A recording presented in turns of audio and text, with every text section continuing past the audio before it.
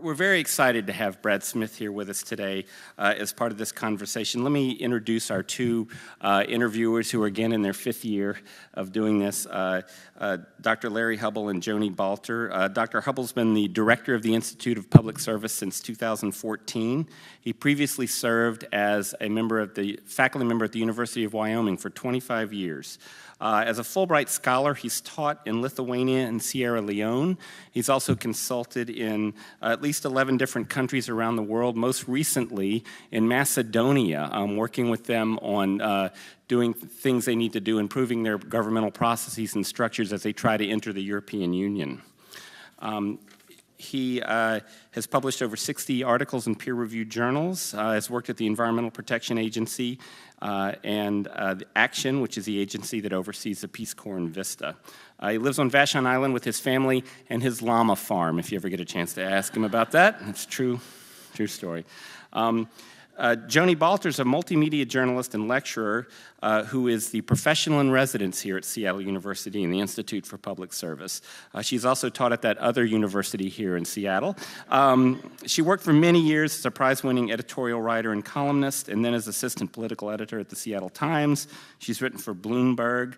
She also is a regular guest and analyst on NPR, particularly their Week in Review, and has hosted Civic Cocktail, sponsored by the Seattle City Club, Crosscut, and the Seattle Channel. Finally, it's my great honor to introduce Brad Smith, the president of Microsoft.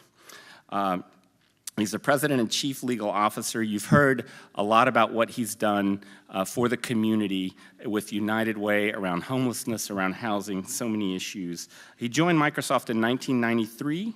Prior to that was at Covington Burling in Washington, D.C., and became general counsel for Microsoft in 2002. In 2013, he was named by the National Law Journal as one of the 100 most influential lawyers in the United States. In addition to his work at Microsoft, he's very involved, as you heard, in many organizations. He's also on the board at the board of directors at Netflix and works on several different issues, really important philanthropic and social justice issues around the country. So with that, I will leave it to our interviewers and Brad Smith, and thank you very much again for being here, and welcome everyone.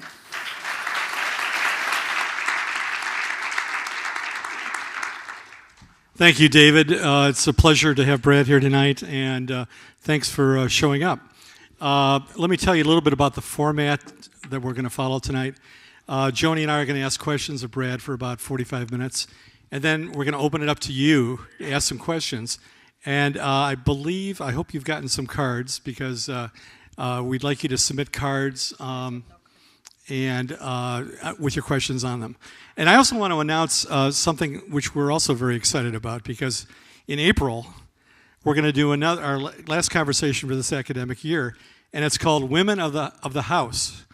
And we're actually having 3 members of the Washington Congressional Delegation, Susan DelBene, Pramila Jayapal, thanks, and also Kim Schreier. So I think it's going to be on April 15th, Tax Day. It's good, easy day to remember. But we're not quite sure about that date yet, but it'll be sometime in mid-April. So please, watch for announcements, because it should be a very interesting session. So Joni? I'll start. So I want to be very, very honest with you. We really wrestled with some of our opening questions, Brad. But in the meeting that we had a few moments ago, Brad mentioned that, a couple weeks ago, he just kind of met the Pope. And so A, does the Pope use Microsoft? And B, what was his best advice about tech ethics? Well, first of all, it's great to be here. Thank you for turning up. I would say if you think about Pope Francis and technology, I would venture that he's more focused on bringing humanity to technology than technology to humanity, which means he understands his role very well. First, I just want to say it was a fascinating opportunity to be at the Vatican a couple of weeks ago, because in many ways, it really was something that built on conversations that started right here. As you heard, we at Microsoft made the decision last year to first donate $2.5 million to the new building. But it was in the context of talking about the donation to the building that we started talking about this topic, artificial intelligence or AI and ethics. And I found it fascinating to learn about the work that had been going on at Seattle University for quite a while, to think about technology, to think about ethics. And as we were having one of these conversations in Father Steve's office, I said, well, rather than donate $2.5 million, let's make it $3 million and add $500,000 to really spur some additional work in this new area. And to me, I thought it was especially important to enable a great university with a Jesuit tradition, to bring the best of that Jesuit tradition and ethical approach to new technology and artificial intelligence. So suddenly, fast forward about 6 months later, and I find myself sitting in... You're invited to all of our offices if that's what goes. Yeah. So I had the wonderful opportunity to be at the Vatican and spend a couple of hours there. We've been doing some work in Rome, with the Vatican on basically the same topic, AI and ethics. And so I was there as an outgrowth of that, spent a couple of hours at the Vatican, including a half-hour meeting and talking with Pope Francis. And he gave, I thought, a very good address in January, talking about the intersection, or, there are days when it even maybe feels like a collision between technology and society these days. And part of what he talked about in January was that technology can connect people, but it can also distract people from each other, oftentimes the people who we're sitting next to. And I think he brought to that topic in January, and he brought to the conversation that we had a couple of weeks ago, the real need to stay deeply rooted in the best of humanity as we think about the future of technology.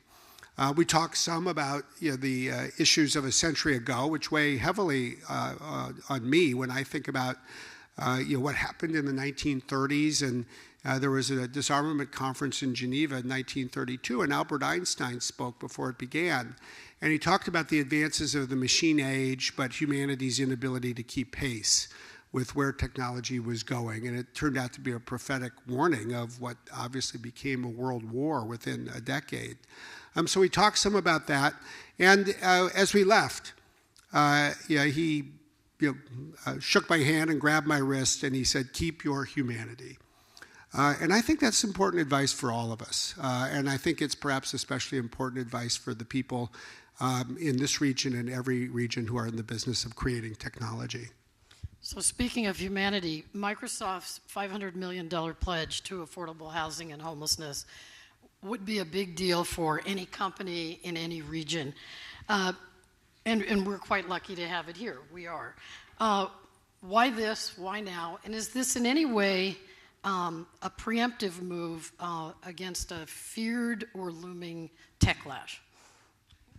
I think you got to look at it perhaps in the context of what's happening more broadly when it comes to the economy and businesses and technology. But our thought process was different. The thought process, frankly, began last year when we watched the debate unfold on the head tax in Seattle. And, as you might imagine, most of the time when there's a big issue in this region, we're sort of in the middle of it, just because of our size. But not that one, because we really don't have very many employees at all in Seattle, so it was not a tax that was going to be applied to us across Lake Washington. But it definitely got us thinking. And we watched the head tax debate unfold, frankly, with mixed feelings. Because on the one hand, we had real doubts about the wisdom of taxing jobs.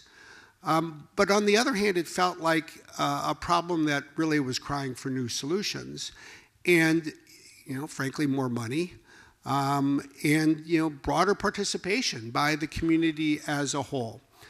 So last summer, I asked a team of folks at Microsoft to start thinking about what we might do to hopefully contribute to some solution to these issues. And I think there were a few things that emerged from that. Number one, we learned a lot more about the problem.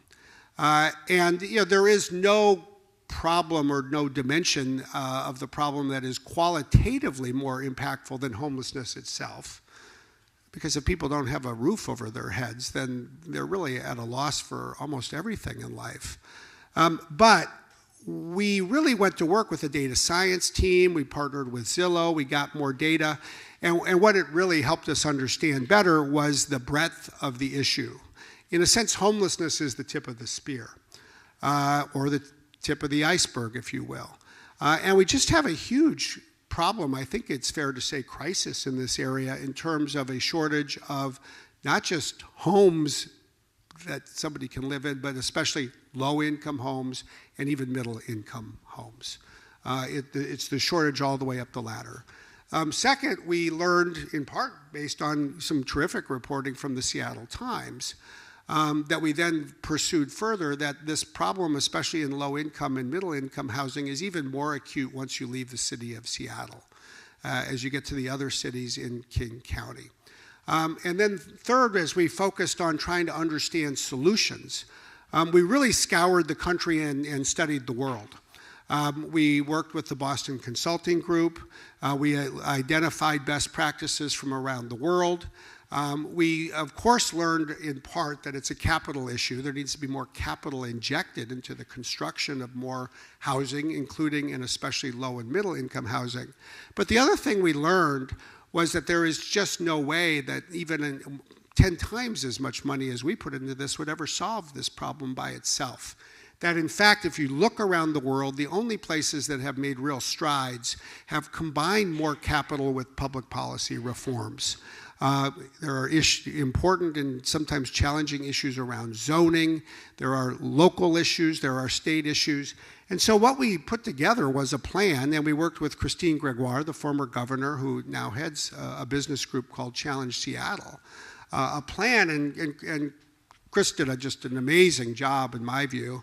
And so when we launched our $500 million commitment in January, we did it together with the mayors of 9 cities. And they each pledged to pursue 7 specific public policy reforms. And we did it with the support of people in Olympia at the state level as well, because there is not just the opportunity for more state funding to go into the state housing trust fund, but also state level reforms. And so, I come here this evening with more optimism that one can begin to see a path out of what in fact is a very deep hole for our region. But I also think that it's a hole that was dug over many years, and it's a hole that it will take many years for the region to dig itself out of. Great. Well, let's delve in a little bit into public policy. Recently, the Congress passed and the President signed the Tax Cuts and Jobs Act, which lowered the federal corporate tax rate from 35% to 21%. Many of us think maybe that's going in the wrong direction. If large companies paid more taxes, then the government itself could do a better job of addressing issues like homelessness and affordable housing. What do you think? Well, I would separate 2 things. I mean, first, clearly you can't solve public problems without public resources. And that at times does really require more revenue for governments, whether you're talking about local government, state government, or the federal government. And as a company, we at Microsoft, certainly at times, have stood up and supported measures to bring in additional revenue for governments. I still think we're the only company that I know of that devised and then sat down with legislators, this was a few years ago in Olympia, a tax increase that would literally apply only to us. There was a bill that passed, and it was funny because it was sort of, it was buried in the 1,000-page budget or whatever, and people didn't read it till the day after it was passed. And then the Seattle Times did a story and said, there's this really odd provision. It raises taxes on any company that employs more than 30,000 employees in Redmond, Washington. Those are famous, those kinds of things. But it, it raised our tax bill by about $25 million a year. So I think that there is, in general, a need for that. We're certainly not a big fan of running bigger deficits, which is what the federal government is doing today. I would say, though, the one thing that does sometimes get lost in the tax bill that was passed last year in Washington, D.C., is that for some companies it reduced taxes. For us, it was really a small impact because basically you could either have you could have a 35% tax rate with lots of deductions, or you can have a 20% tax rate with a lot fewer deductions. And so the tax changes hit lots of companies in different ways. But for a technology company like ours that had a lot of business outside the United States, the first thing it did is it led to the biggest tax bill we ever had because we had so much money outside the United States. And then if you look at our effective tax rate and you look at it over time, it's pretty much a wash. But I do think the issue of revenue more generally for governments is obviously an important one. Well, in that vein, Governor Jay Inslee has proposed, as everybody knows, a state capital gains tax, about 9%. Does Microsoft support that? We have not taken a position on the capital gains tax, and I don't know that we will.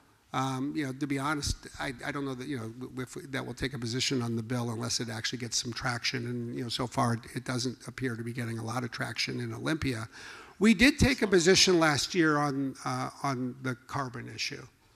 And in fact, as a company, we were really I think it's probably fair to say the leading business champion of Governor Inslee's climate initiative, and we recognized that was going to raise carbon fees and the like, and it was a sort of a funny exercise in a way because we had talked it through with Governor Inslee and his team in advance, and he unveiled it at the State of the State speech, which is in the House of Representatives chamber, and I went down to Olympia to sort of lead the cheerleading for that bill. And the way the State of the State speech works is very interesting because there are some things that the governor says, and you can see both the Republicans and the Democrats stand up and applaud. And then there's other proposals where, with the Democratic governor, just the Democrats stand up and applaud. And I was sitting up in the gallery in the first row, just 2 seats down from Trudy Inslee, the first lady for the state. And so Jay got to his part about the climate speech, and I immediately stood up and led the applause in the gallery, and I looked out, and no one was standing up. So I do think that there are areas where we're going to need more revenue, even in a state budget where the revenue's been growing quite substantially in recent years. But I'm not sure that we're going to see a capital gains tax this year. The $500 million that you've pledged to both affordable housing and homelessness certainly is generous. But we have a need in the Seattle area, some have estimated to be at least 156,000 units. Although your pledge is very generous, it probably only would cover in total maybe a few thousand units. Do you see other companies stepping up to try to meet that need? Well, the first thing is we look at the region as a whole, and we think there's a shortage of 300,000 units. So it is huge, for the region. Just think King County, broadly speaking. So it's a huge shortage. I hope that our funding will lead to the construction of what we've called tens of thousands of units. It's not going to be hundreds of thousands, but in part because we've designed a lot of it, the vast majority of it, as money that can be lent and then recovered and then lent again. And we've really studied in Silicon Valley and other places where money goes the farthest. I'm hopeful that we'll see some tens of thousands of units. So then to address your question, what it clearly means is we're going to have to unleash capital from other sources. I don't think it's necessarily realistic to expect other companies to do what we did. I think one of the things that one needs to just remember is, as a company, Microsoft is an extraordinarily fortunate and not quite unique, but there's just very, very, very few companies in the world that have our balance sheet. One of the things I got very good advice by one of the editors of the Seattle Times, who said what I had to keep in mind was the business reporters didn't know that much about housing, and the housing reporters didn't know that much about balance sheets. And so, for those of you who don't study them the way that those of us who work at a company do, what it's really referring to is our assets. And we are just in this extraordinary position where we have well over $100 billion of assets, and they're mostly liquid, which means we can invest them, we can lend them or donate them. But if you look at all of the other great companies in this region, you just don't see the same thing. Even a great company like Boeing, because we studied their balance sheet, because we thought, well, let's go, see who else we can enlist here. Boeing will show on their balance sheet something like $60 billion of assets, but $45 billion of those assets consist of unfinished airplanes. So, they're just not able to do the same thing. But this thing about the other companies, when you made your announcement, you said that you were hoping, kind of, you're priming the pump that other people are going to join you. So have any said they'll come along? People are definitely interested. I think we will see. I think there's two things to think about: other companies and sources of philanthropy. When it comes to other companies, I think we're getting huge interest, support. People will use their voice. They'll provide their data, which is extraordinarily important for studying this problem. And I think we'll get some financial resources. It's just not going to be $500 million times 6. It's just not going to happen. It couldn't. They don't have that money. But I think we'll get some real support. We're looking at other things. As I mentioned, philanthropy. I mean, there are some rather large philanthropists in this region. And so they do have the resources, and it's especially helpful to keep in mind that you don't have to write a check and send the money away forever. We think that the most effective money actually is in lending to focus on the spaces where the market can be accelerated. The other thing that we're just asking ourselves, which is never going to raise anything like the same amount of money, but is a very intriguing idea, would be something like community bonds. We have a longstanding history as a nation of raising money from the public in bonds for national causes like winning World War II.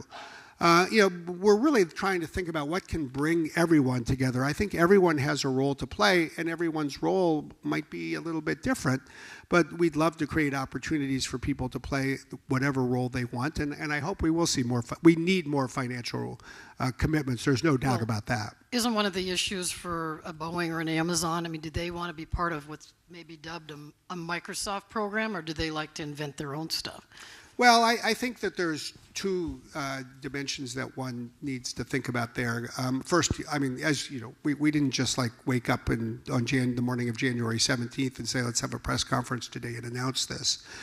So we've talked with a lot of people for many months before we went forward. And we both would have been happy to do this in partnership with others, and we remain happy to do it in partnership with others. And would be more than happy to construct the spending mechanisms and the governance of them in ways that would facilitate the involvement of more companies. But I do think there's a second dimension that I often do worry about as a company and in the business community more generally. I think sometimes you can fall into the trap of only wanting to join a parade if you get to lead it. And I just think that's a huge mistake. When other companies have a parade that we think is a great parade that they want to lead, I always sort of feel like, we're going to join it because we're going to help support that effort. And I think we all have opportunities to do that. And when you have the opportunity to play a leadership role and enlist others, it shouldn't be that hard to step back a little bit, which is absolutely what we would do ourselves if there were an opportunity to bring in others in a big way. Okay, we're going to shift to another issue that homelessness is and certainly affordable housing is a very big issue, but this issue probably will be even bigger, and that's artificial intelligence. We've read some estimates that anywhere up to 50% of jobs might be eliminated as a result of artificial intelligence sometime in the future. And given Microsoft leadership in AI, what responsibilities do you think companies have for this? Well, I think the first responsibility we have is to help think through where this is going and share our insights as to the direction and the timetable. I think there's no question that artificial intelligence will have quite a substantial impact on jobs in this country and around the world. It's going to displace certain jobs, meaning eliminate them. It will create new jobs. It will change many, many jobs. The second responsibility I think we have is to really think about ways to create opportunities for people to develop the skills that they're going to need to be successful. We may not necessarily find ourselves 20 or 30 years from now with fewer jobs in the economy. I don't see a reason myself to conclude that. But unquestionably, they are jobs that are going to require different skills than what most of us have today. And it's worth remembering that this has been going on for almost 3 centuries at this point. It's not as if this displacement through technological innovation is new for artificial intelligence. But we're definitely focused in another major pillar of our philanthropy in getting coding and computer science into schools, in creating AI skills learning opportunities for people at really every age. We have a program across the country called Technology Education and Literacy in Schools, TEALS, that has Microsoft and other company employees volunteering and teaching in high schools to bring coding and computer science into high schools. We're in 500 high schools in over 30 states, but what is especially important is we're in over 100 high schools here in Washington State. Roughly 1 out of every 7 high school in the state has a volunteer from this program. So, we need to clearly focus on that as well. I think once you get beyond that, you just get into just this incredible range of societal impacts. I think it's difficult to distill it down into one thing, but I think in almost all of its manifestations, we have some responsibility to contribute something to the solutions that are going to be needed, whether it's technology, expertise, or financial resources, and we're thinking about that. So Microsoft surprised some people last summer when it announced that it wanted the government to regulate facial recognition technology. And so what are some of the specifics of things that we should be worried about with that? You posted a blog at the time. You had a few in there, yeah? Yeah. Well, we're both extremely excited about what facial recognition can do, and we're concerned about the challenges or problems it may present. On the upside, everybody's probably used it in some way, whether it's scanning your photos, on Facebook or somewhere else, or if you have an iPhone that's come out in the last couple of years, or a Windows laptop, just using it instead of a password. And that's just the beginning of the positive uses to which it is and will increasingly be devoted. But we see 3 specific problems. The first problem relates to bias and discrimination. Over the last few years, it's been well documented that facial recognition works better for white men than for women or people of color.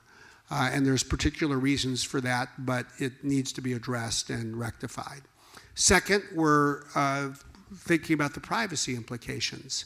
Because we're rapidly entering a world where you could walk into a shopping mall and there'll be cameras that would basically follow you everywhere, know every store you go into, everything you pick up on a shelf, everything you buy or put back, and that has real privacy implications. I've heard of that story. Yeah. It's and the third, and really the one that is the most disconcerting to me at the end of the day, is the fundamental risk it could pose for democratic freedoms around the world. Because you just think about the role that free expression, the ability to assemble plays, whether it was Kiev or Cairo. If people couldn't come to the city square and stand there and support change, then there would be no change. But there are some countries on some days where people wear ski masks or handkerchiefs because it's not safe for them to stand up for a cause in which they believe if they can be recognized. And in a world with ubiquitous cameras and facial recognition, that could literally be shattered. So, these are different issues that need to be addressed in different ways around the world, but we have advocated for regulation. We think that's the only way to avoid a race to the bottom where just all standards, are lost. And we're encouraged because I gave a speech in Washington, D.C. in December where we laid out specific legislative proposals. And in Olympia, there is a privacy bill that's making its way. It came out of a state Senate committee already with these particular facial recognition provisions in place. But they're largely disclosure, right? No, there's three different pieces. One is the one that you refer to as disclosure, Joni, I think is fascinating because our view is the key to addressing the risk of bias is to require any company that wants to be in the facial recognition market to make available its service so it can be tested by third parties, think Consumer Reports. Because the truth is, no customer really wants to buy a service that's got this bias. But if you can't test the service, you don't know whether it's biased. And so, the theory here, it's in part political science and it's part technology. The theory is if we can get one jurisdiction that is important enough to pass a law that requires a company to make available its service for testing, then by definition it's going to be available for testing around the world.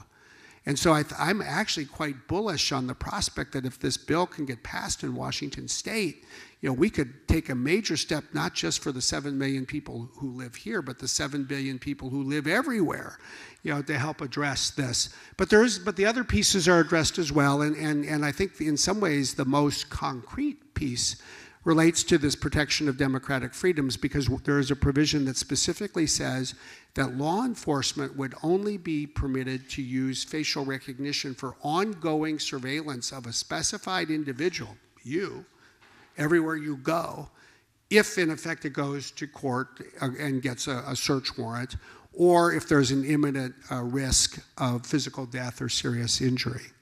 But I just wanted to mention that Joni and I will be asking a few more questions, but if you could please write up any questions you have and pass them to the whole end of the aisle, and then Lindsay will pick them up. Okay, but one of the bills, in regards to one of the bills, Senator Carlisle as well, the ACLU has said that it probably doesn't go far enough, that it merely would be, for example, there would be a sign, we'll take South Center Mall, that says that facial recognition technology is in place here. And the question is, to you, is that enough to protect people? Well, I think I sort of have two reactions to the views of the ACLU on this, and actually really appreciate the work that the ACLU does on a wide variety of issues. One is, I think they make an important point. I do believe that laws are going to need to go farther. One of the concrete thoughts that we have brought to this conversation is that we think that governments need to move faster to manage technology. And one way for governments to move faster is, frankly, to innovate a bit the way technology companies do, which is called do what you can, learn from it, and then do more. So rather than wait and debate a bill for 6 years while you sort out everything, let's get a bill passed this year, see what we learn from it, and we can come back next year or the year after that and add to it. But then there's a second dimension where I just disagree with the ACLU. The ACLU has called for a moratorium on all governmental deployment of facial recognition technology. And I just think that goes too far. To give you a concrete example, part of the United States government, the National Institutes of Health, has developed and is deploying a facial recognition solution that is used by physicians to diagnose a specific disease. It's called St. George's syndrome that tends to occur more commonly in people from Africa, Latin America, or Asia. It can lead to kidney failure, it can lead to heart problems, but what it also manifests itself in is certain facial characteristics. And it turns out that cameras and computers are helping physicians by diagnosing this disease in a way that physicians are missing. So mostly I think we should keep pushing ourselves, we should go fast, we should go farther, but I think that it's almost, in my view, unhumanitarian to just put a stop to the kinds of uses of this technology that can really serve people's needs. A person you're very familiar with, Satya Nadella, the CEO of Microsoft, said last year that industry should not only ask what computers can do, but what should computers actually do? At the present time, do computers, you feel, impinge on our quality of life, and if so, in what ways? Well, this is a fascinating question, because I would say that technology has had both positive and negative consequences, impacts across society, going back at least 150 years. You just look at the history of the automobile. Between 1920 and 1930, we went from basically 80,000 cars in all of rural America to 1 million. And two things happened in rural towns in this country. The first is people got to travel. They left their town. They connected with people in other cities. They saw the country or their state. But the flip side of the coin was real as well. It had an impact on local churches, on local schools, because before everybody socialized in their town. And so one of the phenomenons you just see with almost all transportation or information technology is the things that increase your ties with people farther away can weaken your ties with the people next door or with whom you share a roof. I was a teenager in the 1970s. If you were a teenager in the 1970s, you lived at a time in America when all of a sudden houses, middle-income houses, that's what I was, a middle-income kid, all of a sudden houses had not one telephone but three, and kids had phones in their bedroom. When I was 16, I was excited to go to my bedroom at 8 o'clock because I could call my friends. I wasn't spending nearly as much time with my parents. Once we had smartphones, well, now, teenagers today, they'll sit on the couch next to their parents. They are not listening to their parents. They are texting with their friends. So, that is just one of countless examples of where, technology has an impact that is both positive and negative. Now, to just take it to a very different context, and it was the context in which that quote was stated, this whole focus, ask not what computers can do, ask what computers should do. It was an outgrowth of the work we did to focus specifically on artificial intelligence and ask, what are the ethical principles that should guide AI? And we devised 6 that go from fairness to privacy to reliability to inclusion to transparency and accountability. And we basically said, you know what? We need, in effect, to bring humanity to technology. We need to ensure that as we endow computers with the ability to make decisions that previously have only been made by human beings, we bring the best of humanity to this decision making and not just unleash a future where computers can do whatever they can. We have to ensure that we, as the first generation to create artificial intelligence, are a generation that ensures that computers honor the best of humanity. So I'm guessing you have one of those virtual assistants, the Microsoft version, either in your home or your office, yes? Cortana, yes. Okay. And so I'm kind of afraid of these, just to be honest with you. So, my wife shares your views to a certain extent, I will admit. Not in my house, she says. Exactly. They may or may not be Russian spies. I have no idea. But what steps do you, President of Microsoft, take to ensure that your privacy, having those devices around, is protected? Well, first of all, there are so many devices from so many manufacturers that in the first instance, it really behooves one to look at how they work, to read on the internet how they work. You don't just plug them in, no? I don't. I don't just plug them in. And I think there's a huge difference between something that is listening only when you want it to listen, meaning it sort of turns itself on in response to a specific command or word, and something that's capturing everything that you say all the time. Well, do you believe that you have to say the name of the device to engage it, or is it listening anyway? Our service called Cortana, listens for "Hey Cortana," and then it wakes up if it hears "Hey Cortana." I would not be comfortable myself with everything that is said. Not that our conversations at home are all that exciting, but just with everything being captured and going back to some data center for some company, there are many people who will be perfectly comfortable with that, and I'm not trying to argue that they shouldn't be, but it's not my. It wouldn't be my preference. I think there's a second element, though, that I think goes to these assistants and to digital technology and search engines and websites and everything more broadly. What Europe passed last year was a new privacy law called the General Data Protection Regulation, the GDPR. What the GDPR says is that if you're a European consumer, you have the legal right to go typically online, and you can see all of the data that a company has about you. And you can delete some or all of it under a variety of circumstances. You can correct it if it's wrong. You can move it to another supplier. And I think that is a fundamental tenet that people deserve. And I will say we are the only tech company that I know of that made the decision last May and has the only company since last May to make this decision, where we said we would extend this right not only to all of our customers in Europe, but to all of our customers everywhere in the world. And one of the things that I have found fascinating is that if you take the time from last May, say when this went into effect, to the end of last year, more Americans who are our customers have used this right than Europeans.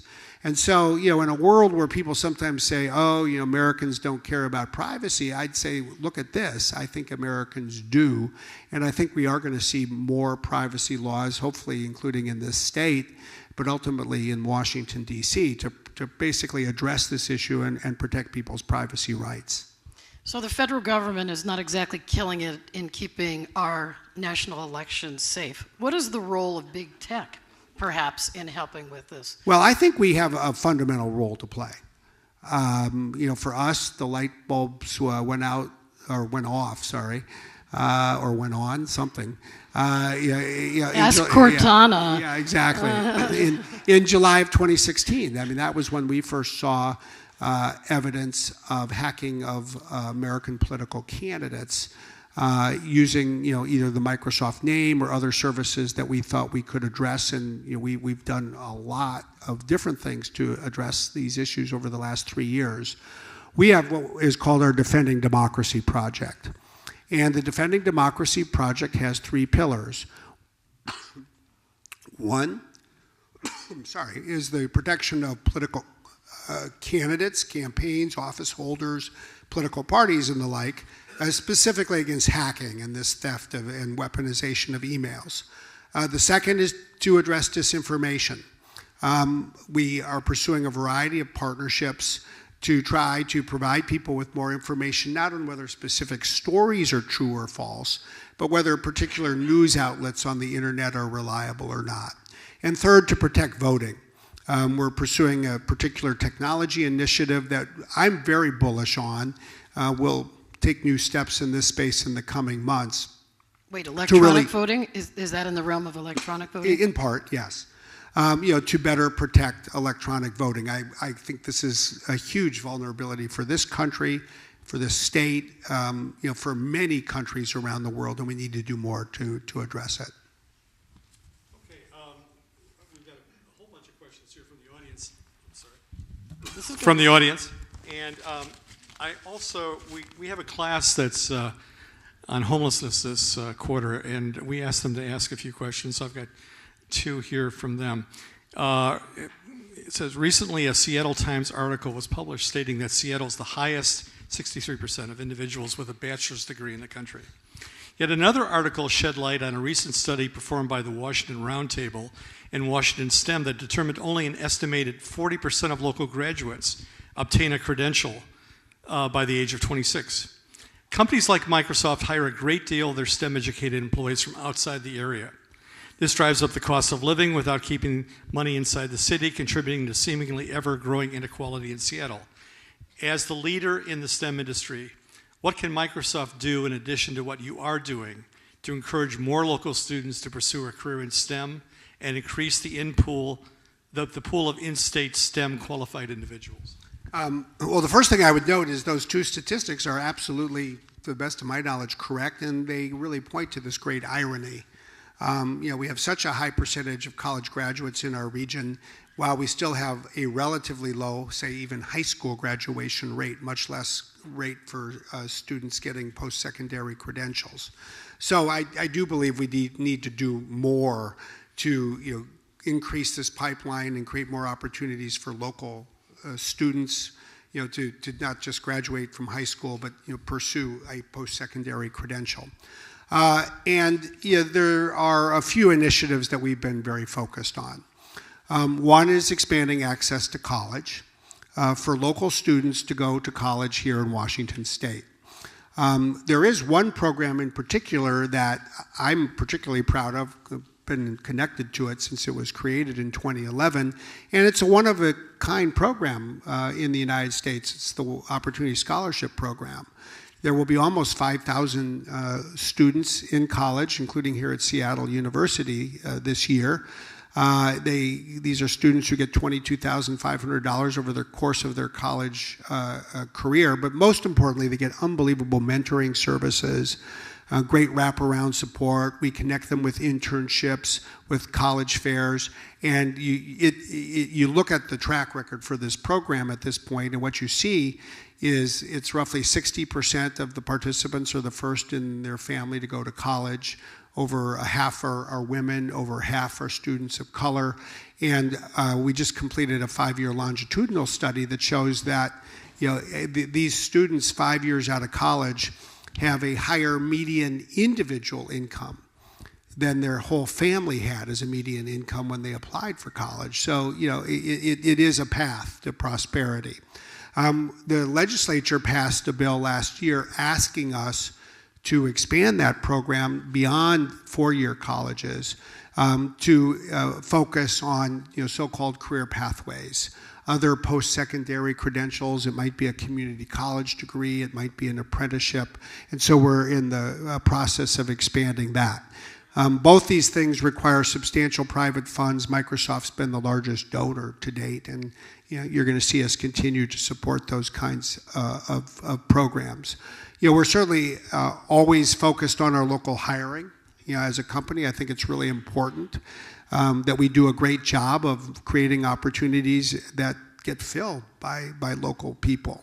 So you do see us hiring from the local universities. One of the things we've talked about with Father Steve and the leaders here is how to deepen Microsoft's connection with Seattle University. So we're doing a good and even better job of identifying people who would like to work at Microsoft, who could be successful at the company, and making sure we're making room for them.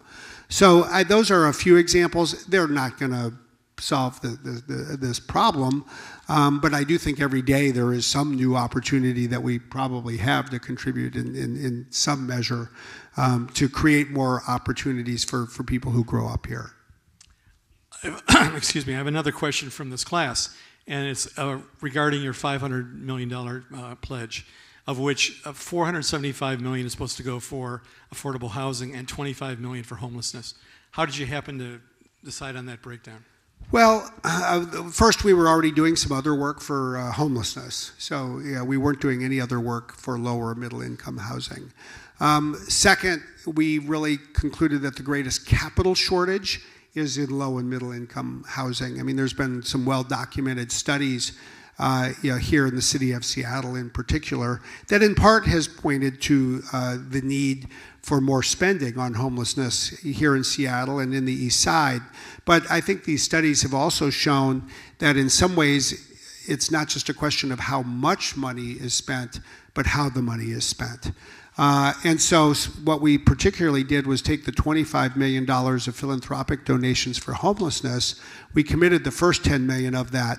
And what we've really tried to do is stimulate the kinds of efforts that we think are going to have an outsized impact. One big problem is just frankly getting the county and the city of Seattle to work more closely together. And this is where Jenny Durkin and Dow Constantine took a huge step forward in December on a new governance structure. And it's a governance structure that has an opportunity for and a need for some philanthropic support. So we put $5 million behind that. Second, we're really enthusiastic about a great step taken by the Seattle Mariners and the United Way and the King County Bar Association. I think it's a great example of where we could support somebody else's parade, so to speak, because what it focuses on is evictions. There's well-documented studies across the country that basically say, gee, if you can stop somebody from being evicted in the first place, you can often, in a much less expensive manner, make a real dent in homelessness. And so the home base program that the Mariners put $3 million into in December to launch, to really try to reduce eviction rates for low-income people, is something that needed more financial support, so we put $5 million behind that as well. And we're going to look for more opportunities to make targeted investments, but I worry that at some level you can just keep spending money on things that are important, but may not be systemically as impactful. And therefore, what we're really trying to do is identify the opportunities to make a difference in the issue. You must be scoring points with someone in this audience because their question is, would you run for public office? Parentheses, please. I often try to remind people that you can contribute to public service without seeking public office. And I actually feel that I've had a wonderful opportunity, and still do every day, to do something that hopefully makes a contribution, whether it was like the United Way campaign that my wife and I chaired, or the Opportunity Scholarship program that I chair, Kids in Need of Defense, which is the largest pro bono organization in the country, providing legal representation, in this case for immigrant children. Angelina Jolie and I co-founded it 11 years ago. And it's in a dozen cities. It's got now 30,000 lawyers having been trained. And then you look at what I get to do at a place like Microsoft. And the good news is I get to work with Democrats. I get to work with Republicans. People will work with you in a way that's different if they don't think that you're going to run for office, in all honesty. So I feel like I get to do some good things and get to do them around the world. And I very much appreciate the people who are running for office. But it hasn't been something that I've chosen to do myself. How does Microsoft address inequity and diversity in its workforce? And what opportunities are there specifically for minority women? Well, it's a really important question, and it's one where I feel like we're finally starting to make some real progress, but I feel that progress was slow in coming. I first have to say, if you just look at the track record of the tech sector over the course of the last 20 years, in really doing more to address diversity for either women or people of color or some other groups, the industry in some ways was surprisingly slow, much slower than, frankly, many other parts of the economy. And to some degree, people can point to pipeline challenges, and they're real. But I also think that to some degree, the industry suffered from a self-perception that it was this quantitative meritocracy, and therefore it didn't have to do something focused on this. And that's just been proven not to be the case. Now, I will say, in the legal part of Microsoft, when I became the company's general counsel in 2002, 22% of our lawyers were women.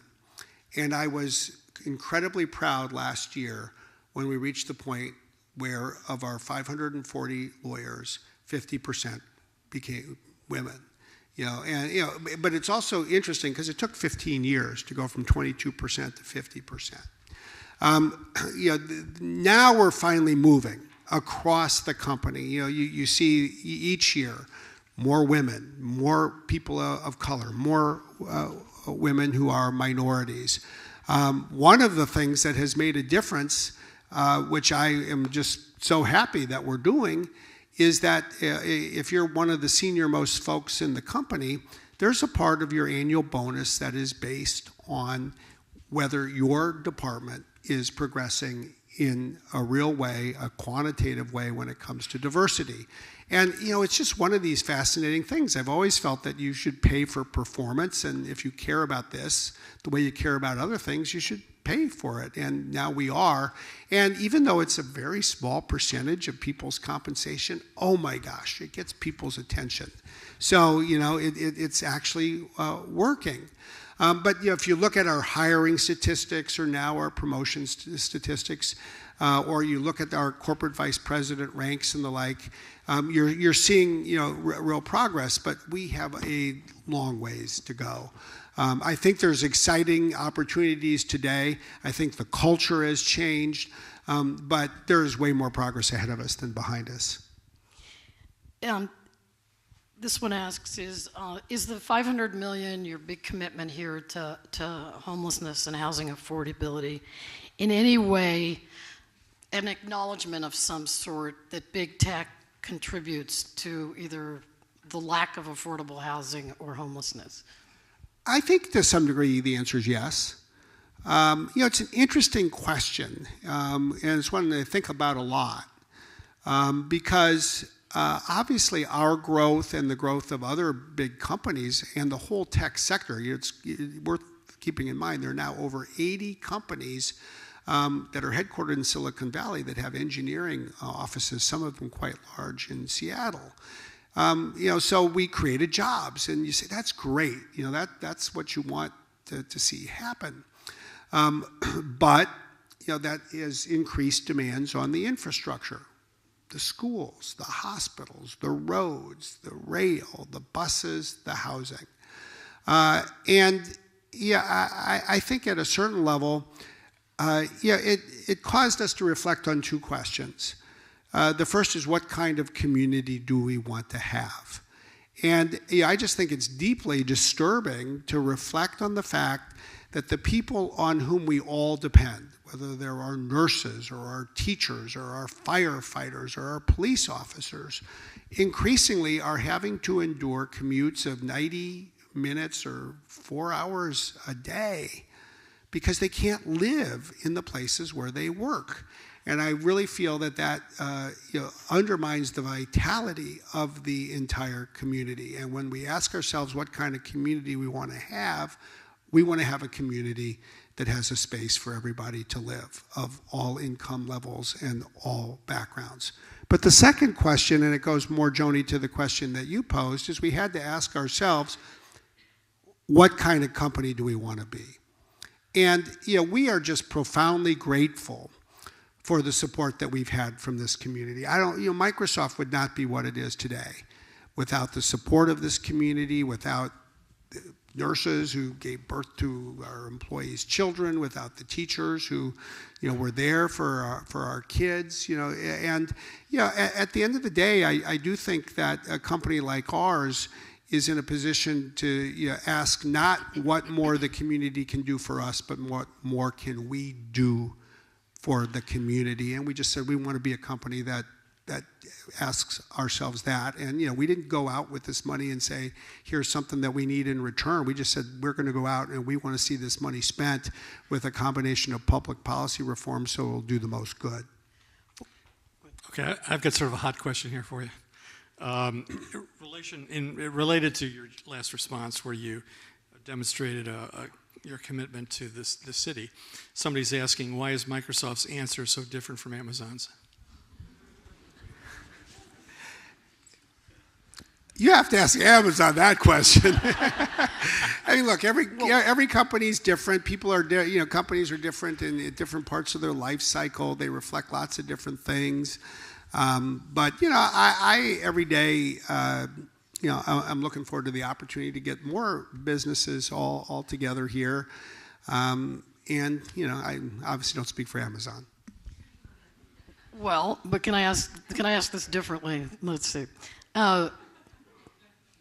You didn't exactly state your position on a head tax because you didn't have to. You were quiet during it, and it was over there in Seattle for that.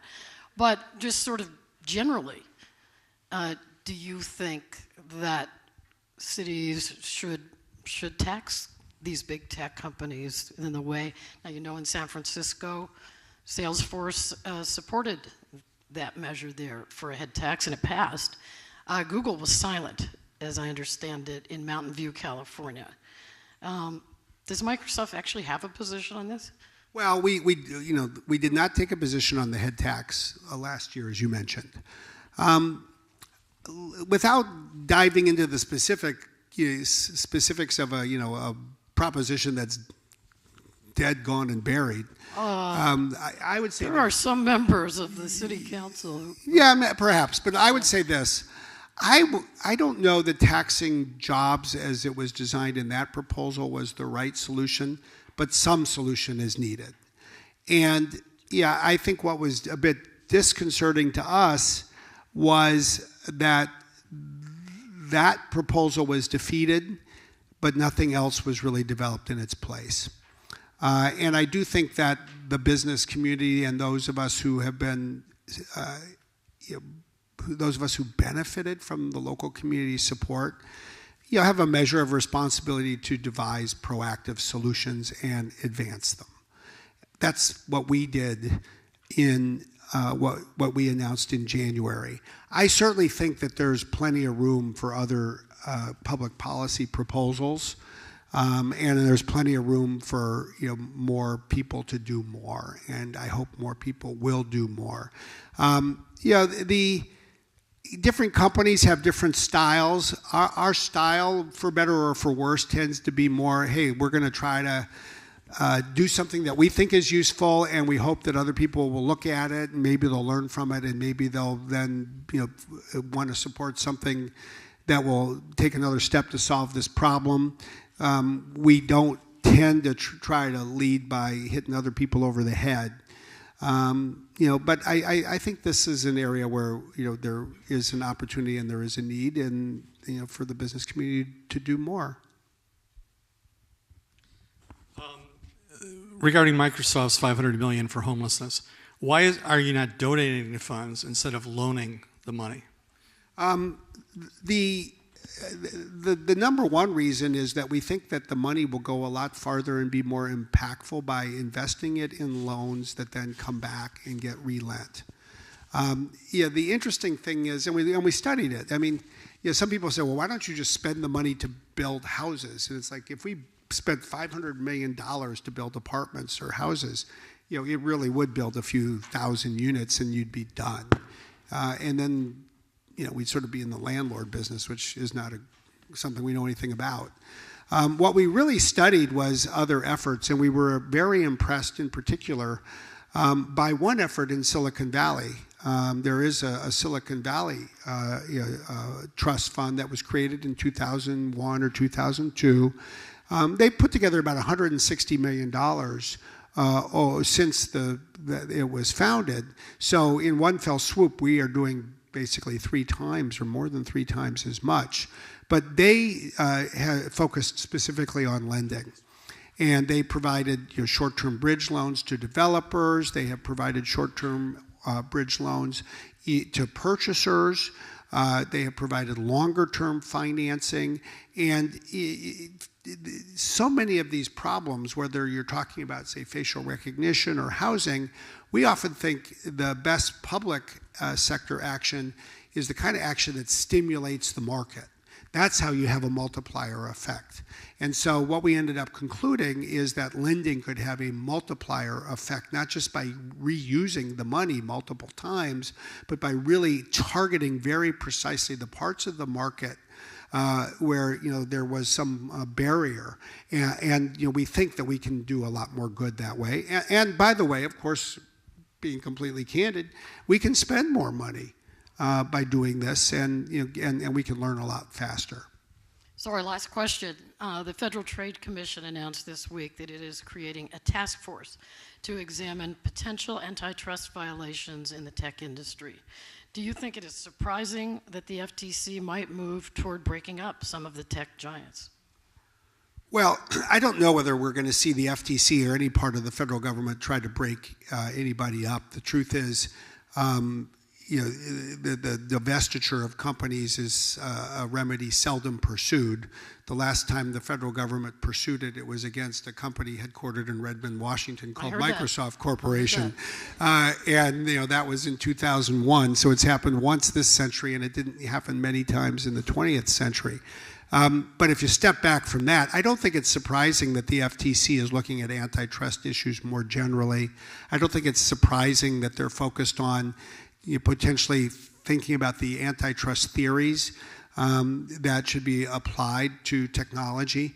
Especially if you look at the antitrust theories of the 20th century and how they thought about certain segments of the economy. It's not that the law necessarily needs to change. It's not even necessarily the case that some of the fundamental policy tenets would need to change, but certainly the application of them, probably do deserve a refresh, at least in terms of people asking questions. You look at the economic, let's just call it the economic significance of technology across the board, of big tech companies in particular. I think it would be surprising if people in government were not asking these questions. Brad, thank you very much for a very interesting and meaty discussion. So